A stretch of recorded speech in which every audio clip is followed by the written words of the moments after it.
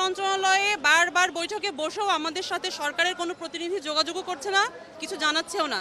আপনারা ইতিমধ্যে জেনে থাকবেন যে বিশ্ব শিক্ষক দিবসে মাত্র 500 টাকা বাড়ি ভাড়া বাড়িয়ে, যেটা কিনা পূর্বে 1000 টাকা ছিল, মাত্র 500 টাকা বাড়ি ভাড়া বাড়িয়ে শিক্ষকদের সাথে একটি তামাশা করা হয়েছে, যেটা কিনা আমরা প্রত্যাখ্যান করেছি।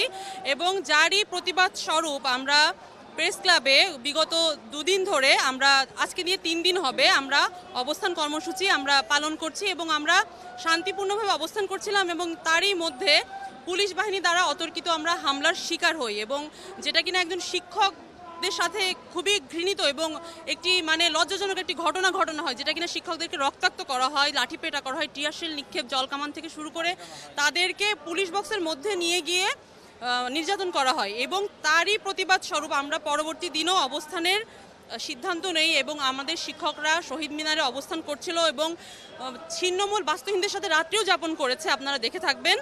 এবং আমরা আমাদের দাবি আদায় এবং প্রজ্ঞাপন জারি না হওয়া পর্যন্ত আমরা অবস্থানের সিদ্ধান্ত নেই। এবং যেটা কিনা আজকে দুপুর 12টার সময় আমাদের লং মার্চ টু সচিবালয় হওয়ার কথা ছিল, কিন্তু ওটা আমরা পিছিয়ে নিয়ে 4টা বাজে আমরা শুরু করি, কারণ 2 মন্ত্রণালয়ে বারবার বৈঠকে বসেও আমাদের সাথে সরকারের কোনো প্রতিনিধি যোগাযোগও করছে না, কিছু জানাচ্ছেও না। যার কারণে আমরা এই লং মার্চের সিদ্ধান্ত নেই এবং আমরা এখানে এসে আপনারা দেখতে পাচ্ছেন যে আমরা পুলিশে বাধার মুখে আমরা দাঁড়িয়ে আছি, আমরা যেতে পারছি না। আজকে আপনাদের কি কর্মসূচি? আমাদের দাবি আদায় না হওয়া পর্যন্ত আমাদের অবস্থান কর্মসূচি অব্যাহত থাকবে এবং সারা বাংলাদেশে সমস্ত শিক্ষা প্রতিষ্ঠান, বেসরকারি শিক্ষা প্রতিষ্ঠান কর্মবিরতিতে গিয়েছে এবং ক্লাস বর্জন চলছে এবং এটি অব্যাহত থাকবে।